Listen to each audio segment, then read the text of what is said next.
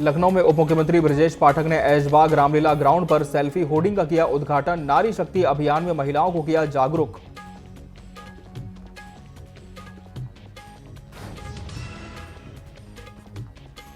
गोरखपुर में मुख्यमंत्री योगी आदित्यनाथ ने गोरखनाथ मंदिर में शारदीय नवरात्रि की महाअष्टमी पर महानिशा पूजन कर लोक मंगल की कामना की।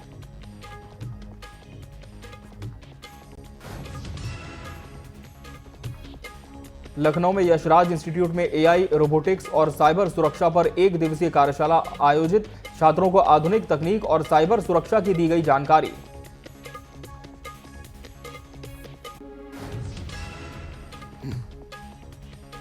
लखनऊ में विवेकानंद सेवा समिति के दुर्गा पंडाल में महाअष्टमी पर भव्य पूजा अर्चना और डांडिया नाइट का आयोजन। बच्चों और परिवारों ने बढ़ चढ़कर लिया हिस्सा।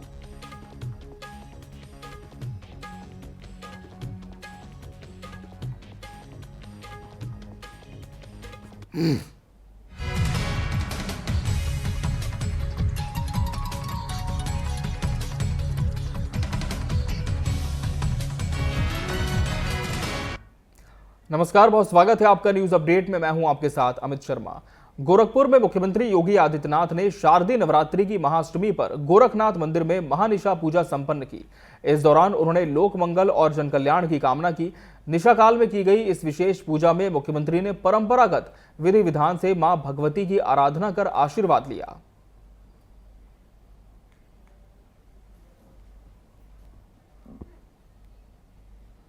लखनऊ में ऐशबाग रामलीला ग्राउंड पहुंचे उप मुख्यमंत्री ब्रजेश पाठक ने रामलीला परिसर के बाहर लगी सेल्फी होर्डिंग का उद्घाटन किया। इस दौरान उन्होंने रामलीला मंच से नारी शक्ति अभियान को लेकर आपको बता दें महिलाओं को जागरूक किया और कहा कि हर महिला जागरूक हो, सशक्त बने और आत्मनिर्भर बने। वहीं सरकार द्वारा महिलाओं की सुरक्षा को लेकर जारी किए गए सभी आपातकालीन नंबरों से भी महिलाओं को अवगत कराया गया।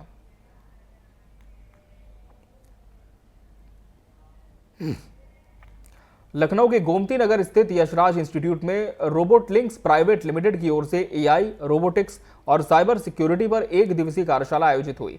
कार्यशाला में विशेषज्ञ शशांक जौहरी ने छात्रों को एआई टूल्स, नई तकनीकों और साइबर सुरक्षा के व्यवहारिक उपायों की जानकारी दी। वहीं यूपी पुलिस साइबर सेल के अधिकारी ने साइबर अपराधों से बचाव के तरीके बताए।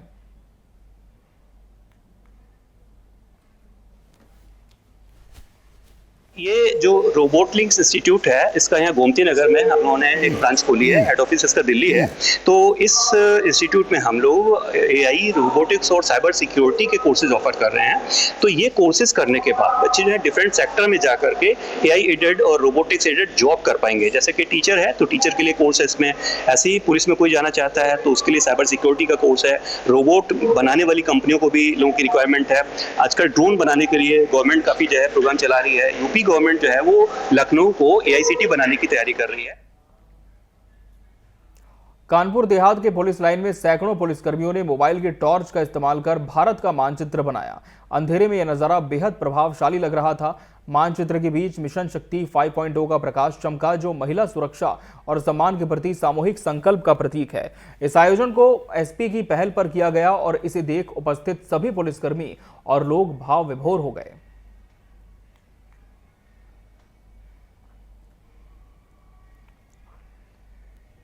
लखनऊ में एलडीए परिसर में नागरिक सुविधा दिवस का आयोजन हुआ, जिसकी अध्यक्षता मंडलायुक्त विजय विश्वास पंत ने की। कार्यक्रम में लखनऊ विकास प्राधिकरण के उपाध्यक्ष, सचिव और अपर सचिव भी मौजूद रहे। स्टील बिल्डिंग में काम चलाने की शिकायत पर मंडलायुक्त ने नाराजगी जताई और जिम्मेदार अधिकारियों के ऊपर आवश्यक कार्रवाई करने तथा जवाबदेही तय करने के दिशा निर्देश दिए। मौके पर नक्शों और अन्य शिकायतों को लेकर भी नागरिक उपस्थित रहे।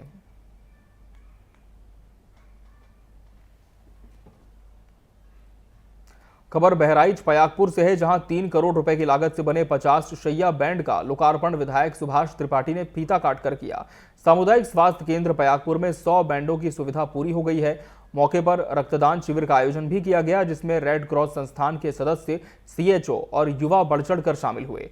डॉक्टर धीरेन्द्र तिवारी ने बताया कि अल्ट्रासाउंड मशीन की सुविधा भी जल्द शुरू होगी।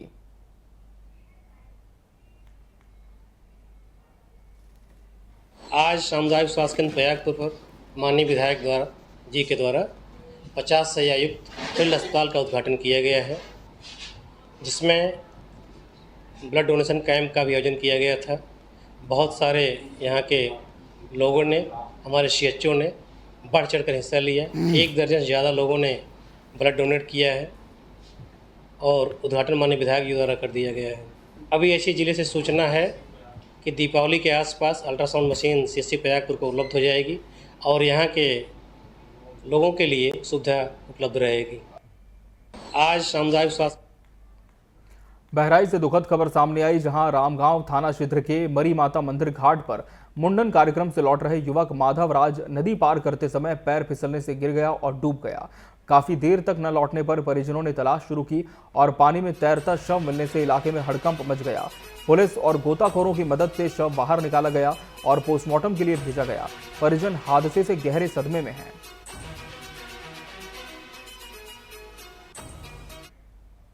हम लोगों के घर में प्रोग्राम था, मुंडन था। इन्हीं के 2 बच्चे हैं, था महेंद्र पाल और लड़की थी, उसका नाम था शायद, मतलब लड़की थी।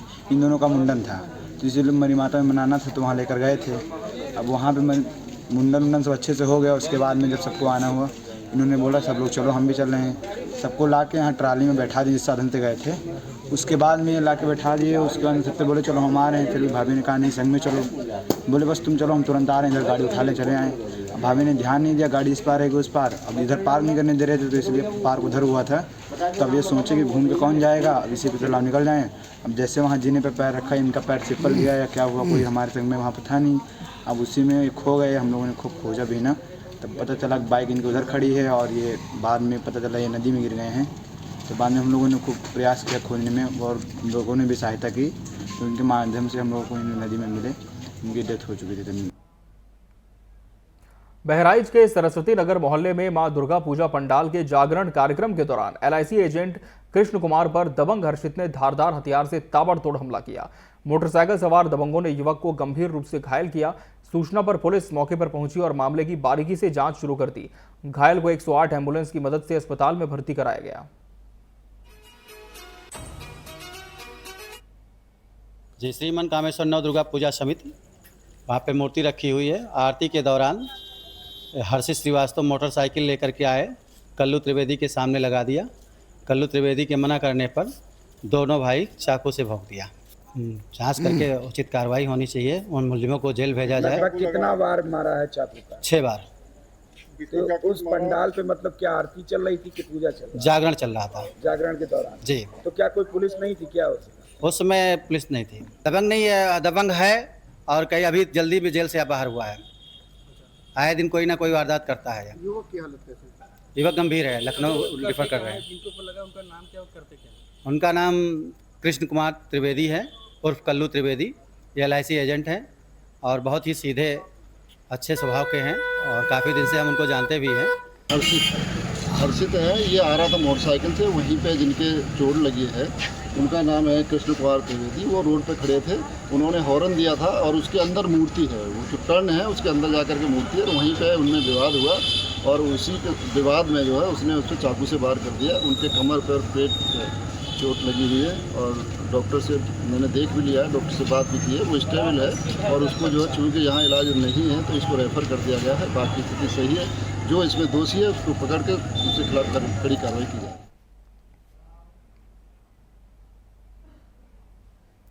लखनऊ में नवरात्रि पर विवेकानंद सेवा समिति ने दुर्गा पंडाल में महासप्तमी पर भव्य आरती और पूजा अर्चना की।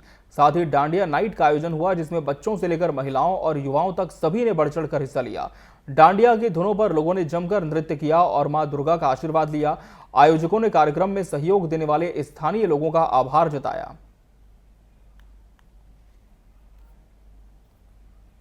विवेकानंद सेवा समिति गत 26 वर्ष से दुर्गा पूजा आयोजित कर रही है। इसमें हमारे सेक्टर के निवासियों का बहुत योगदान रहता है। हम लोग 3 दिन भोग, सप्तमी, अष्टमी, नवमी 3 दिन भोग खिलाया जाता है। सुबह शाम आरती होती है। डांडिया नाइट आज की बहुत बढ़िया है। बहुत सारे गिफ्ट्स भी हैं इसमें, बेस्ट कपल के, बेस्ट ड्रेसअप के, और यहाँ पर हमेशा से ही बहुत ही अच्छे गेम्स वगैरह होते हैं। कल भी यहाँ पे बच्चों की एक्टिविटीज़ वगैरह हो रही हैं जो H&N ग्रुप और डोजी की तरफ से है। उसके प्राइज दिए जाएंगे, जिसमें छोटे छोटे बच्चों की ड्राइंग कंपटीशन और राइटिंग कंपटीशन के कॉम्पिटिशन्स हैं। बढ़ते हैं खबरों में आगे। दिल्ली में प्रदेश अध्यक्ष बनने के बाद राव नवरेंद्र सिंह ने पूर्व मुख्यमंत्री भूपेंद्र सिंह हुड्डा से मुलाकात की। इस दौरान दोनों नेताओं ने एक दूसरे को नई जिम्मेदारियों के लिए बधाई दी और हाईकमान का धन्यवाद किया। माना जा रहा है कि यह मुलाकात संगठन को मजबूत करने और आगामी रणनीति को लेकर अहम है।